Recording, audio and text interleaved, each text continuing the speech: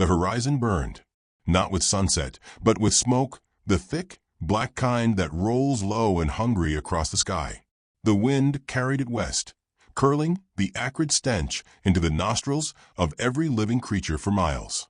On the edge of the prairie, surrounded by scorched grass and the wailing of frightened cattle, the McAllister ranch stood dying.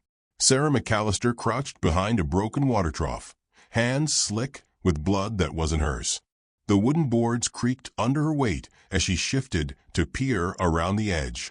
The barn was already engulfed, its roof sagging, flaming hay drifting like embers on the wind. Her father's voice echoed in her skull. "You listen, girl. The land talks to you if you're quiet enough." But now, all she heard were gunshots and the twisted laughter of men who'd long since stopped listening to anything but their own greed. A shadow crossed her line of sight. She froze.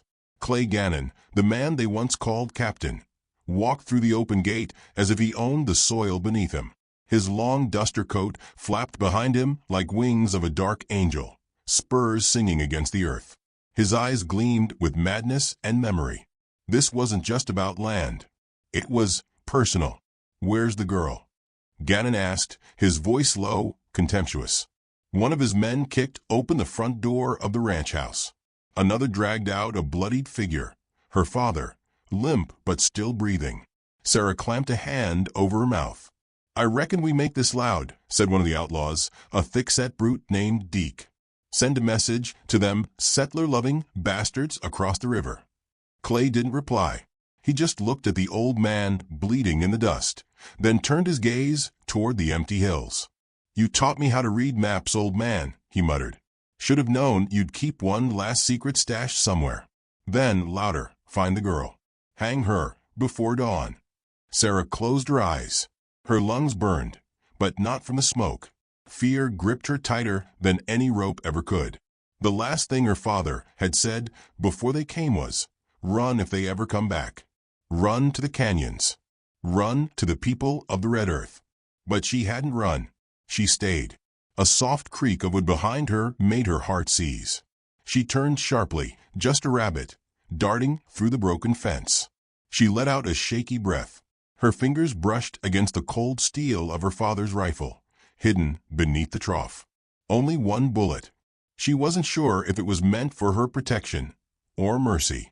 She forced herself to look at her father. His lips were moving. A prayer? A warning? Or maybe just the rattle of someone already halfway across. "I ain't hiding anymore," she whispered to no one but the smoke.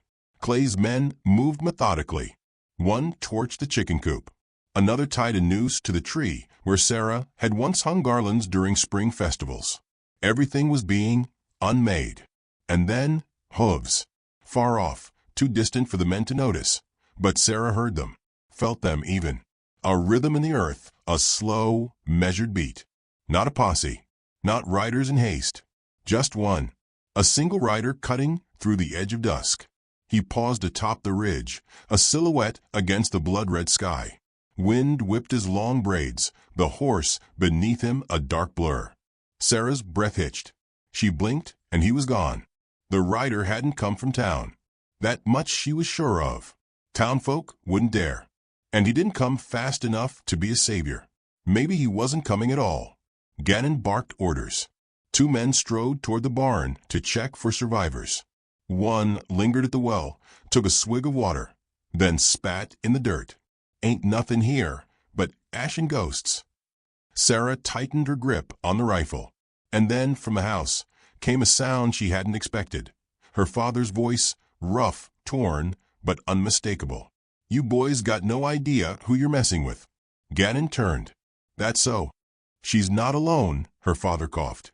"Help's coming." Clay laughed, low and cruel. "I'd sure love to see it." Sarah wanted to scream, to tell him to shut up, to stop drawing their attention. But then another sound split the smoke. A sharp whistle. 3 of the gang turned. The one by the well dropped instantly, an arrow buried deep in his throat. Silence followed, thick and stunned. "Where?" someone began, but another arrow hissed through the air, finding a home in Deke's chest. He toppled like a felled oak. Panic set in. "Up on the ridge," someone yelled. Too slow. Too late. The third arrow struck the man standing guard at the barn. His scream was short, his fall shorter. Gannon crouched low, eyes scanning the darkened hills. "Show yourself," he roared. Sarah held her breath. Her heart pounded, so violently she thought it might give her away. But instead of fear, something else crept in. Hope. Sharp, quiet, dangerous. She dared to move. The rider appeared again, this time closer. He stepped from the shadows like part of them. A tall man, wrapped in worn leather and ceremonial beads. His face painted with lines of earth and ash. His bow still raised, one arrow left nocked but not loosed. No words. Not yet. Clay stared him down. "You Navajo?" The man didn't answer. "What the hell you want?" Gannon snarled. The rider's voice was calm, almost gentle. "Balance." Clay spat. "You kill 3 of mine, that's war." 3 for 3, the man replied. "You burned the land. You bled the old man. You made the girl cry." Sarah's eyes filled before she realized they had. Gannon reached for his pistol. "You're dead." The Navajo man moved first. Clay didn't get the gun halfway out before a tomahawk flashed in the moonlight. He dodged, barely, but the blade caught his shoulder. He screamed and stumbled back. The man turned, locked eyes with Sarah across the smoke. She didn't move. He dipped his head slightly, just enough. She understood.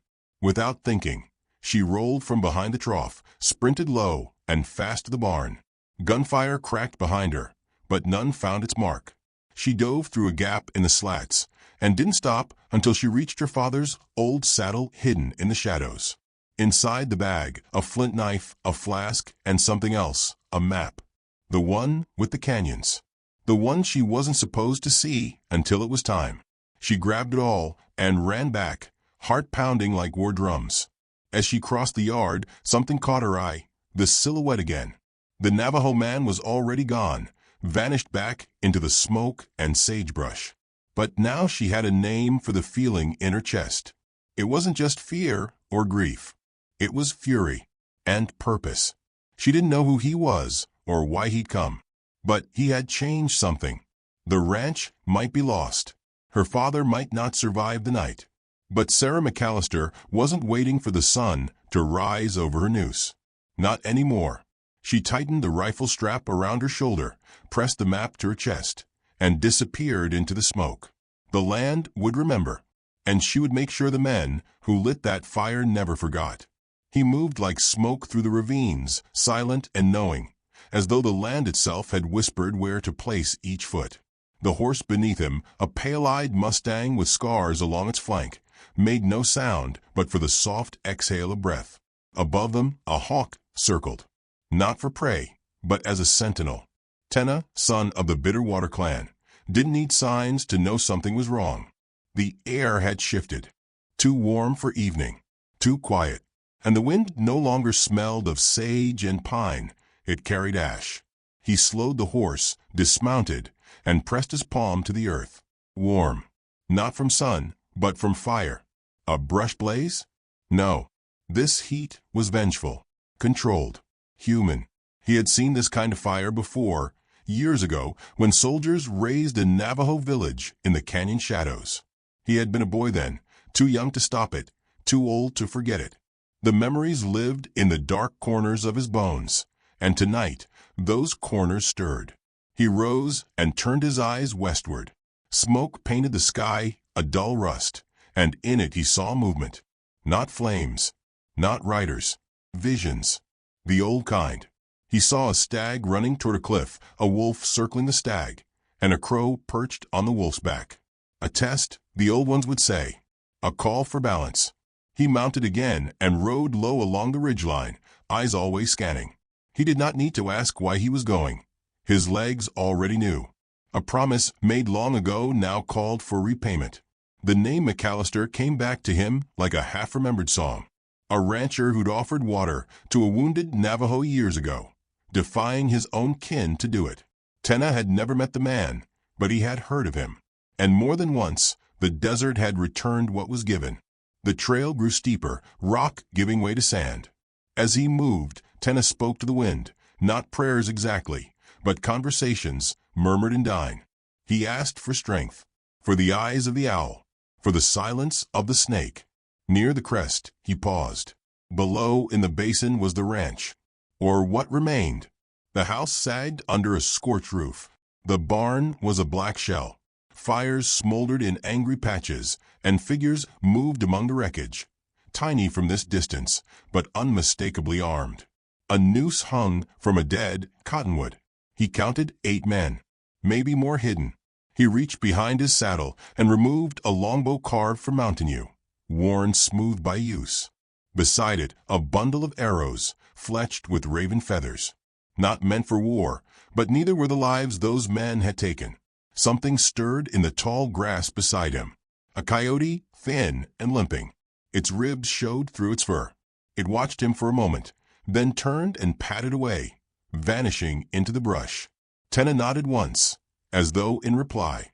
He descended the ridge slowly, leading his horse until he reached the shade of a stone bluff. There, he tied the reins to a low branch and unwrapped his pack. Flint, dried berries, a worn pouch of tobacco, and a stone painted with ochre markings. He pressed the stone to his forehead and exhaled. It had been 4 years since he'd fought. 4 years since he'd lost the boy he was meant to protect. Samuel, 13, wild-eyed and quick with a joke. Gunned down by raiders while Teneh tracked deer 3 ridges away. The guilt never left, only dulled. He hadn't lifted a weapon since. Until now. His fingers found the old scars on his arms. One from a cougar, one from a white man's knife. Each one a story, each one a lesson. The sun dipped lower, casting the landscape in bronze. Teneh moved. Through shadows. Around rocks. Through gullies shaped by centuries of wind. He crept until he could smell the sweat of the men, the soot on their clothes, the iron tang of blood on the ground. He waited. One man broke off from the others to relieve himself by the well. Another wandered near the barn, stretching his back. The others were gathered by the house, laughing too loud. Teneh's first arrow flew straight into the throat of the man by the well. No cry, just a gasp and a fall. The second struck the man near the barn square in the chest. The crack of his body against the wood was louder than the arrow's flight. The camp ignited with shouts. Where? Who's out there? Teneh didn't wait. He moved left, fired again, then disappeared into the smoke curling along the fence posts. The arrows had done what they were meant to, sow confusion, fear. The earth favored him here, and he would use every inch of it. He caught sight of her then, just a glimpse. The girl, no longer hidden, running toward the barn with something clutched to her chest. A rifle over her shoulder, determined, quick, not broken. He smiled just faintly. Gannon roared, his voice slicing through the chaos. Find him. Skin him alive. Teneh slid along the outside wall of the shed, low and silent. He drew the tomahawk from his belt, an heirloom, forged with obsidian and bone. Its weight grounded him. Its presence reminded him that death didn't always have to be loud. The third man came too close. Teneh didn't hesitate. The strike was clean, fast, final. Then a shot rang out. Too close. He ducked, rolled, landed in dry grass behind a feeding trough. A bullet whined overhead. Another slammed into the wood. Teneh crouched and listened. Footsteps. 1 man, maybe 2. He reached into his coat and drew a pouch. He opened it, lifted a pinch of powder, and blew it into the air. The wind shifted. So did he. He moved fast, flanking them before they realized they were being hunted. His tomahawk found its mark again. The second man turned, too late. A sharp jab to the temple ended it. Stillness returned. Smoke still rose. Fire still glowed. But the screaming had stopped. He stepped out from the shadows and looked toward the barn. The girl was watching him from behind a slat. Their eyes met. She didn't look away. She stepped forward, slow and sure, the map still clutched in her hand. Her lips moved, whispering something he couldn't hear. Then she nodded. A pact, silent but certain. The gunfire behind them was only a memory now. But the war wasn't over. Not yet. Teneh turned and vanished once more into the dark, But the girl knew he wasn't gone. Not really. Some men rode trails. Others walked between worlds. The canyon whispered. Not in words, but in echoes. Stones shifting under the hooves of startled horses. The breathless rustle of cottonwood leaves. The trickle of water that hadn't dried up despite the drought. Sarah McAllister pressed her back to the bark of a twisted tree. Her fingers curled tight around the rifle she barely knew how to use. The stock was too big for her shoulder, the weight unbalanced. But her eyes were steady now. They had stopped trembling. Teneh crouched nearby, his face streaked with soot, one arrow left in his quiver. He didn't speak. He didn't have to. She could feel his tension, the stillness of a predator waiting for the exact moment the world blinked. Behind them, beyond the narrow pass, the night pulsed with distant shouts. The remnants of Gannon's gang were hunting them through the labyrinth of stone and scrub, not yet broken, not yet bleeding enough to give up. Sarah looked at Teneh. How many? 3. Maybe 4. She swallowed. I don't know if I can do this again. You already are. One of them passed below, stepping over a crooked root, rifle held lazily at his side. His breath came in huffs. He was close enough Sarah could hear the creak of his belt. Teneh moved like wind. The man didn't have time to shout. Just a sharp intake of air before the tomahawk fell, and the earth claimed his weight. The sound of it, the wet crack, echoed louder than it should have. Sarah flinched, but didn't look away this time. She didn't have that luxury anymore. The others heard it. Over there, one shouted. A bullet slammed into the tree just above her head. Bark exploded in her hair. She dropped to a crouch, heart hammering. Teneh grabbed her arm and yanked her toward the shadows.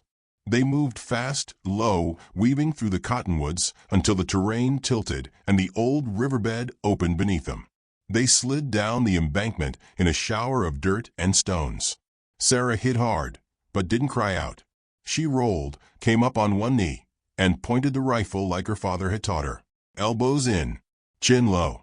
She saw a shape crest the hill, silhouetted by the burning moonlight. She pulled the trigger. The shot cracked like thunder, and the figure dropped. No scream. No movement. Teneh looked at her. Not surprised. Just quiet. She blinked, still breathing hard.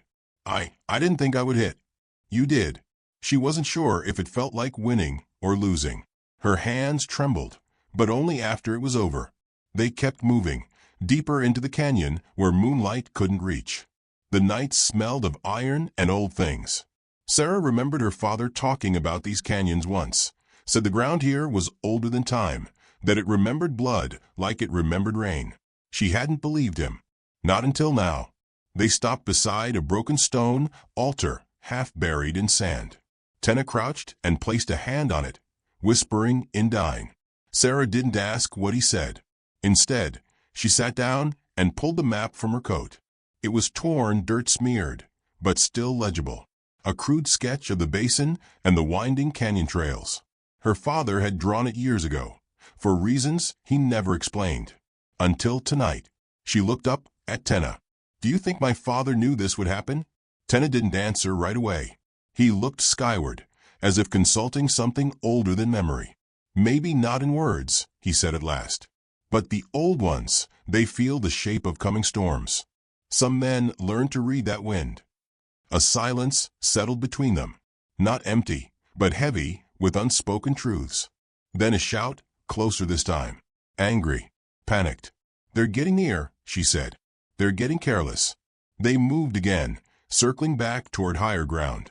The canyon narrowed where the cliffs pinched close, and Teneh stopped, studying the way shadows fell along the stone.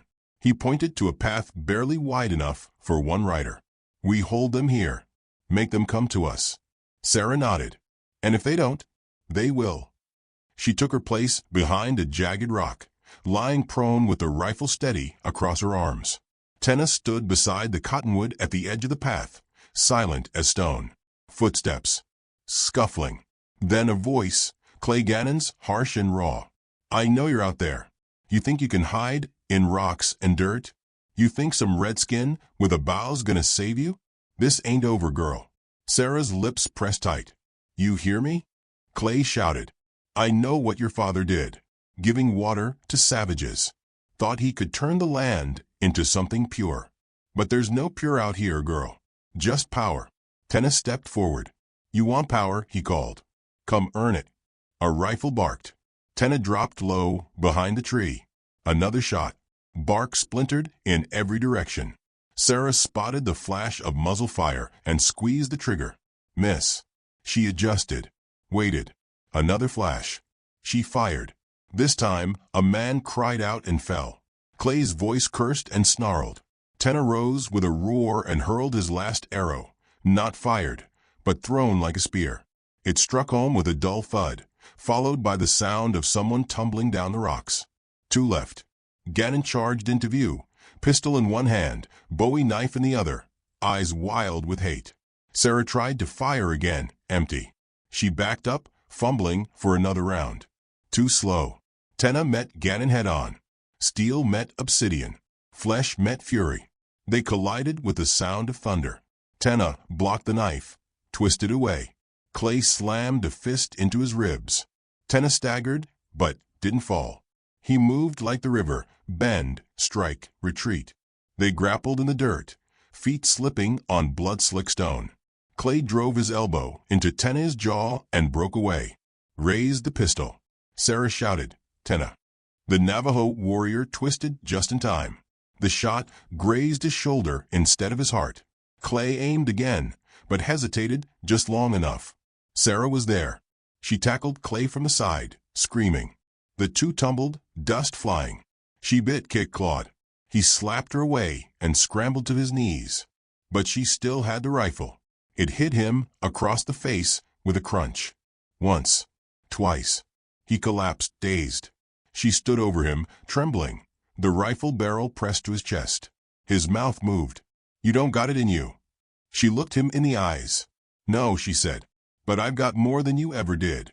She didn't pull the trigger. Teneh stepped forward, holding a rope. They left Gannon tied to the base of the Cottonwood, the same one he'd chosen for hanging. The irony was fitting. Let the land decide what to do with him. Dawn crept over the ridge, soft and red. Sarah sat in the sand, blood on her sleeves, ash in her hair, and watched the light break across the stone. Teneh sat beside her, silent. She said nothing for a long time. Then, softly, I thought I'd die last night. Teneh glanced at her. You did. She met his gaze. And you came back. She exhaled, deep and steady, and let herself feel the weight of everything she carried. The wind rustled through the cottonwood, whispering its secrets to the canyon walls. And the land, at last, began to forget the smoke. The wind was different now. No longer thick with smoke or soaked in blood, it carried the scent of mesquite and dust, of a new sun rising clean over the canyon walls. The war was not gone from the land. Some wars never left, but the silence that followed was no longer hollow. It was earned. Sarah McAllister stood beside the riverbed, watching the current wind its way around the rocks, slow and unbothered. Her hands, once soft from ranch chores, now bore the calluses of violence. The rifle rested against a fallen log. It felt heavier than it had days ago, even when it wasn't loaded. Behind her, Teneh worked without a word. He gathered stones from the edge of the stream and began building a small cairn, careful, deliberate. Each stone set with respect. Sarah didn't ask who it was for. She knew. Her father's body had been buried before sunrise. Not in a marked grave, not beneath a carved headstone, but in a circle of cedar branches beneath a bluff where the sun struck first. Teneh had helped her wrap him in a wool blanket. She hadn't cried then. She did now. The grief was there, but it was folded deep inside, beneath something harder, something shaped like resolve. Why here? She asked softly, eyes still on the water. Teneh didn't look up. The river remembers. Stones here don't forget. He paused, selecting a flat stone and placing it at the top of the cairn. The man deserved to be remembered by more than fire. She nodded. Her voice was hoarse. He always said the water would outlive us. It will. They sat in silence as the sun climbed. The heat would come soon, and with it flies and vultures. But for now there was stillness, a breath between storms. Sarah turned to face him. You didn't have to come for me. Teneh met her gaze. Your father gave water to a dying man. Long ago. You knew him. I knew what he did. That was enough. Something flickered in her chest. Not gratitude. Not exactly. Something older, more rooted. A recognition of shared pain. I don't know what I'm supposed to do now, she said, voice low. There's nothing left. There is you, Teneh replied. And the land. And memory. She laughed, quiet, bitter. I can't run cattle on memory. No, he said, but you can build on it. She studied him. The lines in his face weren't from age. They were from time. From seeing too much, losing too often. He bore it like armor. And yet, there was something soft still inside him, untouched. I shot a man, she whispered. Teneh nodded. I killed him. He didn't correct her. Didn't comfort her. Just waited. I don't feel sorry, she said. And that scares me. Because you think it should feel like something else. I think I should feel like myself. But I don't. You're not the same girl who hid behind a water trough. She looked down. I don't know who I am now. You're someone who stood when it mattered. A branch cracked across the river. Both turned, rifles half raised. But it was only a mule deer stepping delicately through the brush. Unbothered. Watching. Sarah exhaled. What about Gannon? Still tied to the tree. Unless the coyotes got him. She didn't smile. Not exactly. He'll talk. He always did. Someone will come. Teneh's expression darkened. He'll bring more fire. More men. But they won't find me the same girl. No, he said. They'll find a storm. She looked toward the canyon mouth. The ranch lay beyond it, scorched and splintered, but still there. She thought of the kitchen table, blackened by fire. The door her father carved his initials into. The paddock fence where she'd once taught herself to rope. Ashes, yes, but not erasure. I'm going back, she said. Teneh didn't question it. You can come, she added, surprising herself. He tilted his head. The land I walk, it doesn't stop. She looked at him, then really looked. You're not staying, are you? I'm not meant to. Something in her chest twisted. The idea of him vanishing back into the hills, silent and wordless, left her hollow. Will I see you again? He gave a half-smile, shadowed by sorrow. If the land calls. If the spirits stir. She nodded, not trusting her voice. He stepped forward and placed something in her hand.